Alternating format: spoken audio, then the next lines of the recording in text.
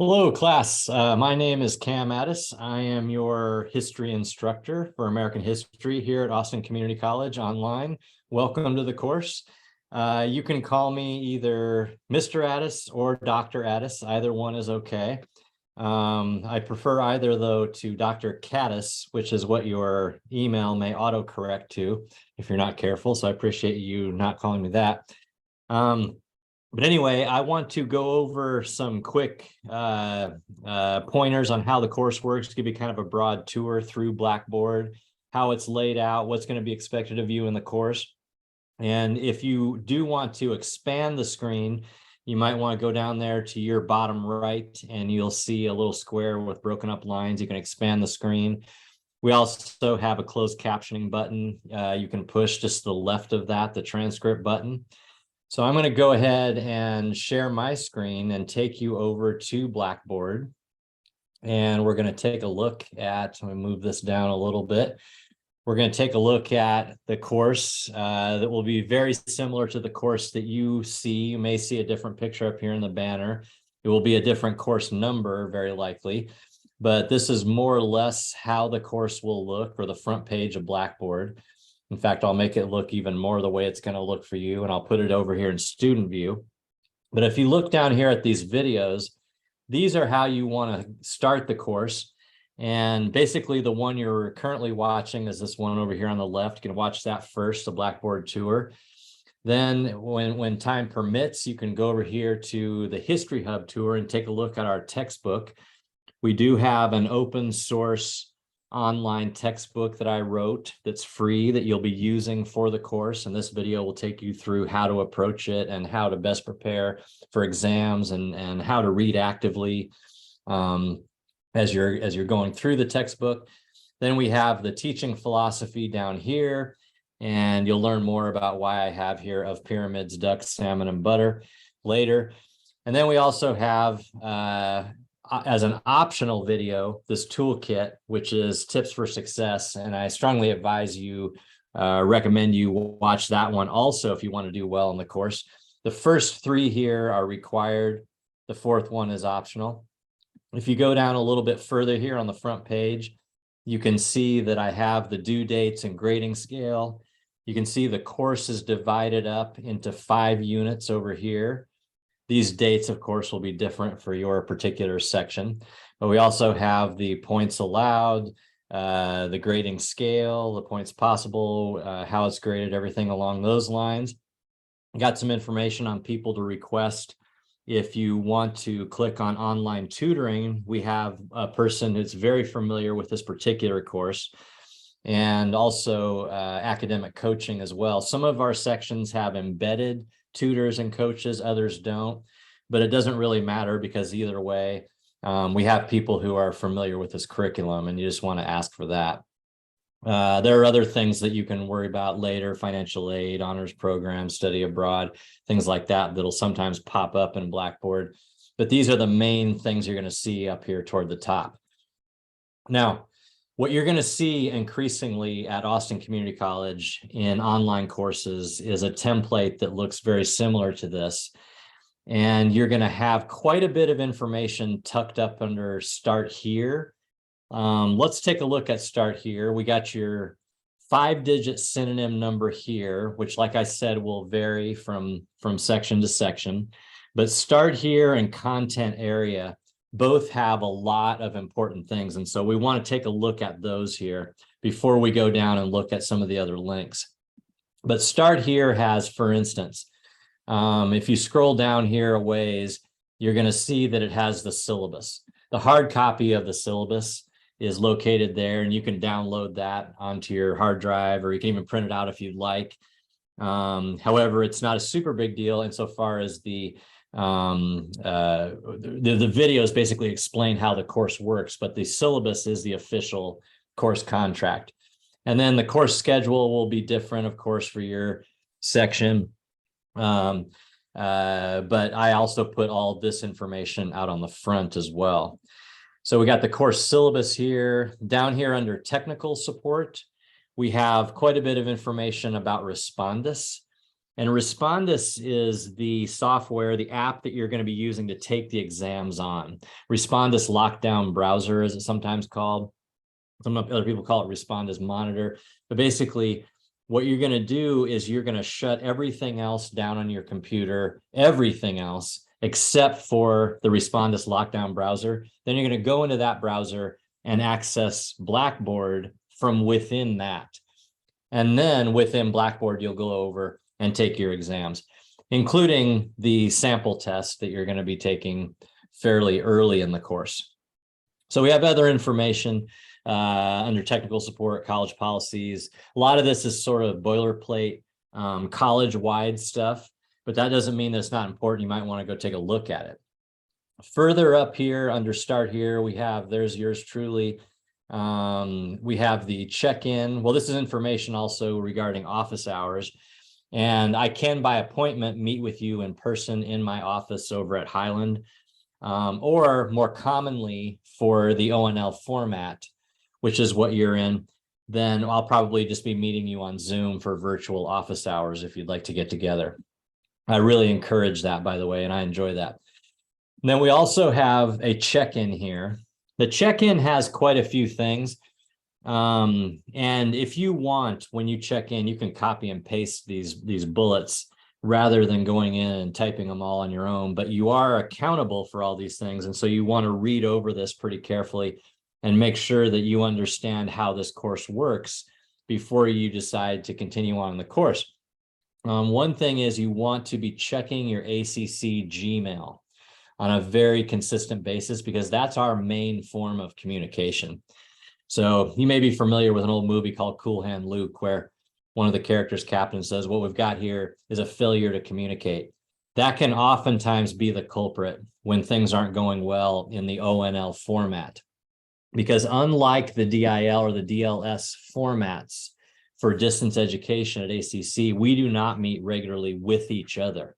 We do not get together and have meetings or scheduled lectures or anything like that. So you really need to be a self-starter when you're in the ONL format, and understand this is a main way that you and I can communicate. Also, that you've accessed the syllabus. This is a very important one, bullet number 3, which is understanding that regardless of the duration of your section, some of them are 5.5 weeks, 6 weeks, 8 weeks, 12 weeks, 16 weeks, all of them are 16 weeks worth of material. So in other words, if you sign up for the short summer session, you are signing up for an intensive class, and that's fine. That works great. Sometimes it can work even better because the material's all fresh in your head, but you need to understand what you're getting into there, and be able to carve out a few hours really every day during that month. So once in a while, I'll get complaints that the textbook's too long, but not once in my entire career, or at least since I started using this textbook, not once have I ever gotten that complaint from somebody who was in the 16 or the 12 or the 8-week format. So in other words, that's an issue that pops up really in the short summer session. You got to be good to go with an intensive section. Also, you're agreeing here that you've watched the first 3 introductory videos, the first of which you're watching right now, that you understand that every exam item is tied to a particular learning objective, which is over in History Hub, which I'm going to be going into in a lot more depth here shortly. Also, that you've read the top paragraphs of the learning objective page. We're going to go into that in more detail in the second video when we look at History Hub. Also, unlike some classes you may have taken, especially during COVID, the exams in here are not open note. So you cannot look at notes. You're just going to be taking these exams from memory. I'm going to be watching the videos in Respondus. That's one of the things Respondus does. And any sort of academic dishonesty, such as cheating or colluding on the exams or plagiarizing written work, will result in an F in the course. So I watched that Respondus video pretty carefully. So some of that sort of serious sounding stuff. On a lighter note, when you check in, if you could tell me something interesting about yourself, I'll try to sprinkle in a few things about me and a couple of the other videos. and what your study plans are. If you happen to have any, you might not have that figured out yet, which is also totally fine. So that's check-in. There's basically 5 points for the check-in and the sample test. The sample test really is testing two things. One of them is Respondus operational. Have you got it set up on your computer? It should work with pretty much any device now, including Google Chrome. But if for some reason you don't have Wi-Fi or internet coverage, or you don't have a device that Respondus works on, we can set you up with an iPad from ACC. You can rent an iPad from ACC, in other words. So everybody should be able to take the exams on Respondus. But then there's also a little bit of content on the sample test. Like, for instance, I'll be asking you, about this 5-digit number that I want you to include in your emails. The reason that you have to do that is if I don't have either your 5-digit section number or 5-digit synonym number or 3-digit section number, I have no idea which class you're in. And I often teach a lot of classes. Like this coming semester, I'm teaching 7 classes.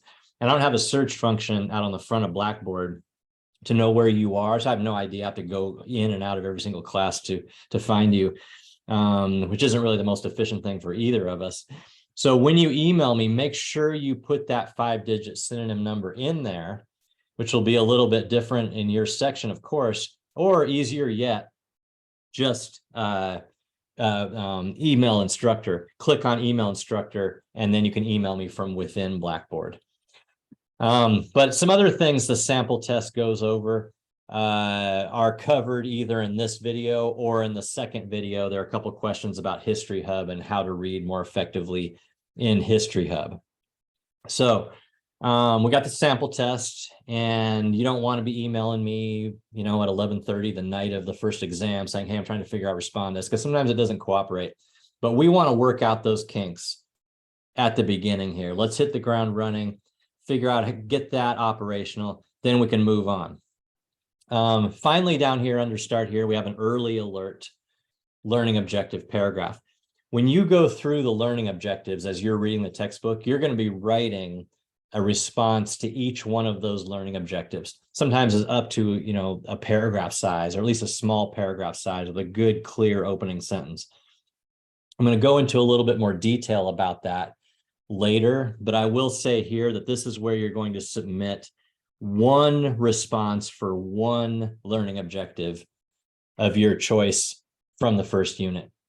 Now, I don't have time. I can't go with hundreds of students. I can't go in and grade your homework. That's not how it's generally done at a college level, but I do want to take a good close look at one of your responses just to make sure that you got the program under control, that you understand what you're supposed to do for all of the learning objectives. I also have a sample down there for you if you're interested in that. So these are some things that are found under Start Here.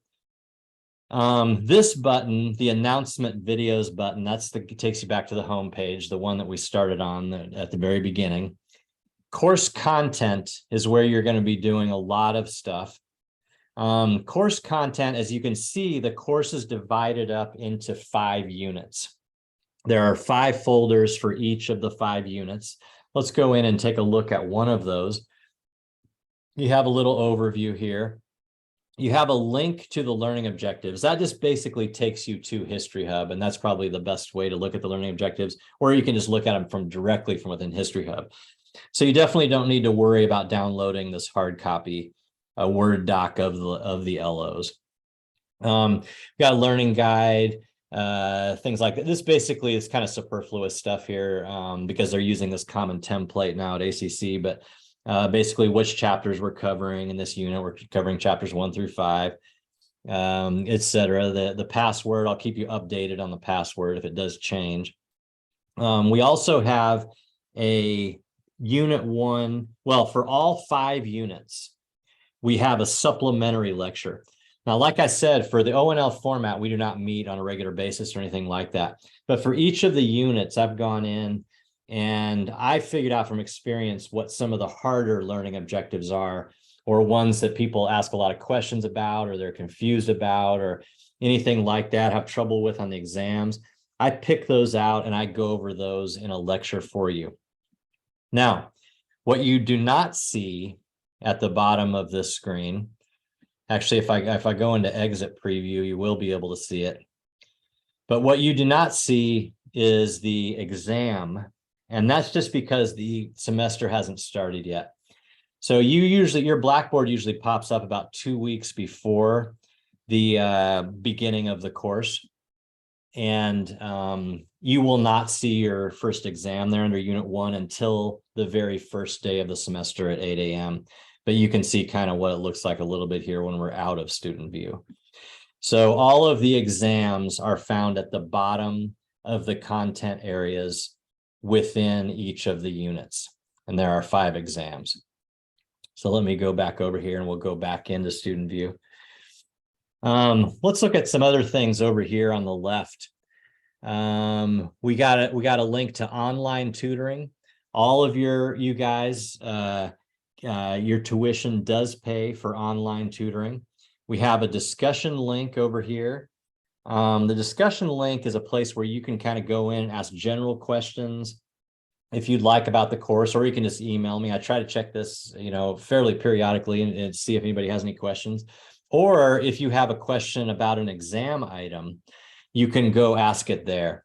And it may be a tough question. It might be something that other people might be wondering about, the same thing. But you can't go back into your exam after you've taken it. And that's for security reasons. So you do get feedback, though, when you take the exam, when you finish taking it and you push submit and then push OK in the bottom right-hand corner, you're going to get feedback on all of the questions you missed. So if you can remember those and you're wondering about an item or two, feel free to go ask me about it there on the discussion board. What else do we have? Course evaluation, you'll be worrying about that more toward the end of the course. College-wide policies. We're moving a lot of the heft out of the syllabi that's college-wide material and just putting it over in Blackboard, making the syllabus a little bit smaller, which is I welcome. And then we also have your grade book over here. You can kind of keep track of how you're doing. Make sure all the scores are right in there. Email instructor we just talked about. This is just another place to go look for the syllabus over there. We got the Respondus Monitor download. I think I mentioned, go download the most recent copy if it's been a while since you've taken a course. Notes on academic integrity. Here's a link to our textbook. And you can access the textbook then from within Blackboard, but you don't need to. In other words, you could just go on any search engine and just put in History Hub Addis and it will pull it up. We're having a little bit of problem with the password right now because ACC transferred over to a different server for WordPress. And so I may or may not have the password on there, but if I do, I'll have the updated password for you so that you'll know what that is. Now, every once in a while, this hasn't happened in, say, a year or so, knock on wood, but every once in a while, ACC's WordPress server will go down. That, of course, take our textbook down with it. If that happens, just go over here to HHPDF backups. And what you'll see here, basically, let's give it a second here. Well, this is the shell version of the course here, so you can't see it. But basically, that'll have all of the PDFs for each chapter as a backup there. So we got that. Where else are we? Oops, I popped back in. There we go. This is where I wanted to pop back into. Here we got the History Hub backups over here. There you can get a better look at them right there. Okay, so what else do we have? We have the written assignments down here. We have the interpretive essay. It's probably the biggest of the written assignments. What you're going to do is you're going to pick a topic. It'll be a topic of your choice, something that interests you. And you're going to compare and contrast and see how the textbook treats that topic versus an outside article that you'll be finding from one of these sources here. And it'll really kind of alert you to how, argumentative history is, how we're constantly arguing over interpretation. People have very different views on subjects. And, there might be fresh research. Maybe we've learned some new things. Maybe some documents have been declassified. Maybe the person just has a very different perspective and they're more liberal or more conservative than your instructor. And so they have a completely different way of looking at a topic. Really, all the topics are like that. But you're going to find at least one that you're going to go into in a little bit more detail.